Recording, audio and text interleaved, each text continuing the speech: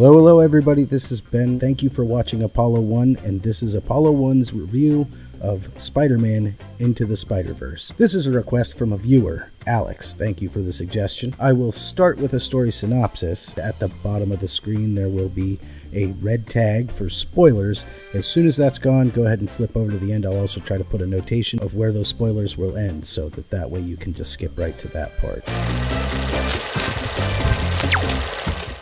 Alright everybody, let's do this one last time. So we start with Spider-Man Classic, who does some stuff, and he makes fun of his own movies, probably one of my favorite parts. And then we cut to a kid hanging out in his room singing some cool tunes, then he has to get ready to go to some stuffy school. In the remarkably short drive that it takes to get through New York to this stuffy school, we find out this boy, Miles Morales, his dad is a cop, and we find out that there's some family tension between Miles' dad, Jeff, and his uncle Aaron. Once they get to the school, some funny stuff happens. We find out that Miles' brain fits in this stuffy smart school while his attitude and his habits are still Brooklyn. This makes him seek some comfort from a familiar face, so he skips out on the school and goes to see his Uncle Aaron. Aaron enables Miles' delinquency with a spray can and takes him into a subway to do some spray painting on some walls, where he finds a digital spider. And as with any other Spider-Man movie, the new Spider-Man gets his powers after getting bit by the spider. It's usually all uncomfortable looking and stuff. After all of this and some comical interactions at his school, he goes looking for the spider that bit him. As he explores the area a little bit further, he comes across Spider-Man fighting a really big, nasty-looking Green Goblin. There's a big machine doing all kinds of big machine thingies with all kinds of sparkles and stuff like that. You don't really know exactly what's going on, but Spider-Man assures everybody that everything's going to be okay, but then he starts getting his butt kicked. Actually, he gets killed. So, just before his dying breath, he gives the one thing, the key to destroying this machine, to the new, less than capable Miles Morales Spider-Man. Then on television, it's announced that Spider-Man is indeed dead, and they reveal who he was. The whole city mourns, and then as Miles stands at Peter Parker's grave, mourning Peter Parker for himself, he gets grabbed by another, different Peter Parker. And then this is where things get kind of crazy and interesting. He zaps him. He looks at him, and this new Peter Parker looks a little bit different. He's not blonde, and he's got dark hair. He's, as he pointed out, he's a different shape, and he also looks a little bit older. He's a little gruffer. Hobo Spider-Man is one Peter B. Parker. After a little time, Miles convinces this new Spider-Man, this broken Spider-Man, to teach him how to be a new Spider-Man. So they go together to the Kingpin's building to try to figure out how to make a new goober to destroy this big sparkly machine. They go in with the intentions of getting everything they needed onto a jump drive. Things don't really always work out the way that they're supposed to, especially with this new Hobo Spider-Man, and so Miles just grabs the whole computer and starts to walk out after revealing that he has another ability. He can go invisible. They also come across a new villain, sort of. It's an old villain, but it's kind of a new take on Doc Ock. She's a woman this time.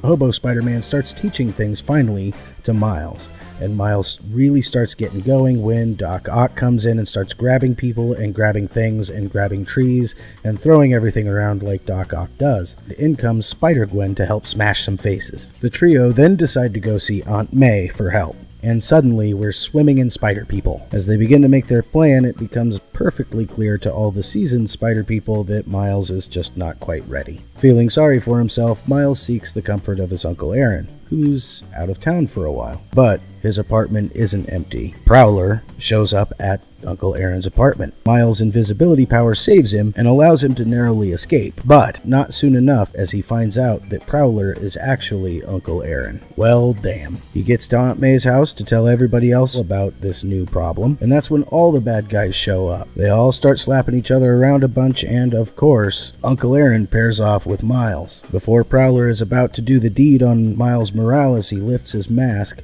and Uncle Aaron sees that it is indeed his nephew underneath the new Spider-Man mask. And as he hesitates to kill his nephew, the Kingpin pulls just a standard pistol out of his pocket and shoots Prowler in the back, killing Uncle Aaron. Miles carries his Uncle Aaron / Prowler off into a faraway alley to sit down next to him and mourn the loss. A cop comes up behind him in the alleyway, and that cop is, of course, none other than Miles' dad, Jeff. Miles goes invisible, and Jeff finds his brother's dead body laying in the alleyway. And then Jeff calls out an APB on the new Spider-Man. The band of Spideys gets back together and makes Miles stay behind while they go defeat the big shiny machine, the Collider. They leave him in his room at school, tied to a chair, when his dad shows up and has a conversation with him through the door. He starts admitting that while he's sometimes hard on him, he really does believe in him, and you have inspiration. He zaps the web that's tying him to the chair, and he takes off. He goes back to Aunt May's, grabs a new spider suit, and he customizes it with spray paint. He takes the original Spidey look and makes it look a little more hood, and that's when he heads to the tower. The Spider-Ones duke it out with everybody, and eventually they find their ways back into their own dimensions, and Miles, while his father watches the new Spider-Man in awe, uses the Kingpin as the world's biggest finger to mash the button, destroying the machine and making everything better. Then, of course, like any other movie, it's a good touchy-feely end and all that good stuff. Now, what do I think of it? As a story, the story is really compelling. Miles' quirks are quite reminiscent of my nephew. It has a very good sense of realism for me because of that. Another thing about the story that's kind of confusing is that his name is Miles Morales.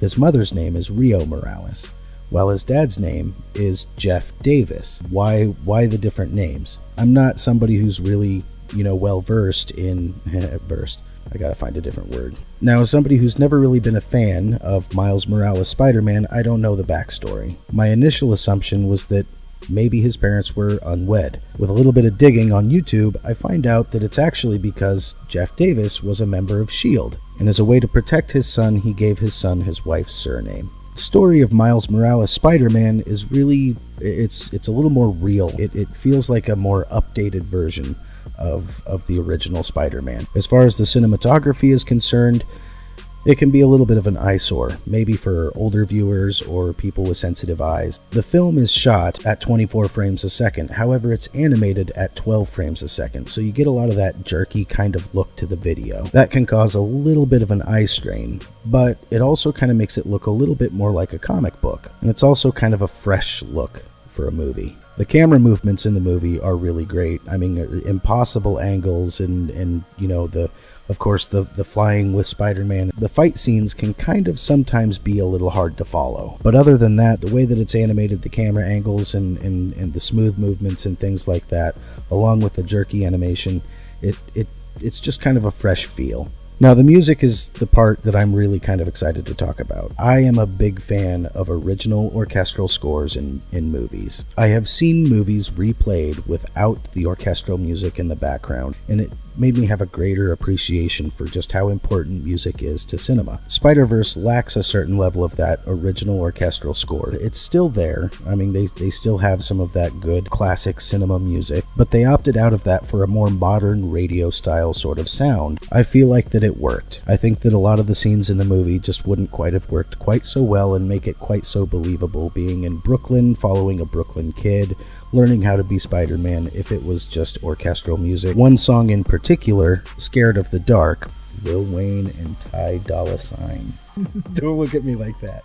Performed by Lil Wayne and Ty Dolla $ign, that song was highly appropriate for the scene that they chose it for. So, in conclusion, I dig this movie. If I were still reading print comic books, I would buy this series because of this movie. Actually, I would consider reading print comic books again because of this movie. It gives me a similar feeling to reading Spider-Man comics when I was a kid, which is what's important to me. And that's why I give Spider-Man Into the Spider-Verse a 7 out of 10. Tell me what you think. Do you give it a bigger score? Do you give it a smaller score? If you haven't yet, hit that subscribe button down below, hit the like button, leave a comment. Thank you very much, and until next time, have fun.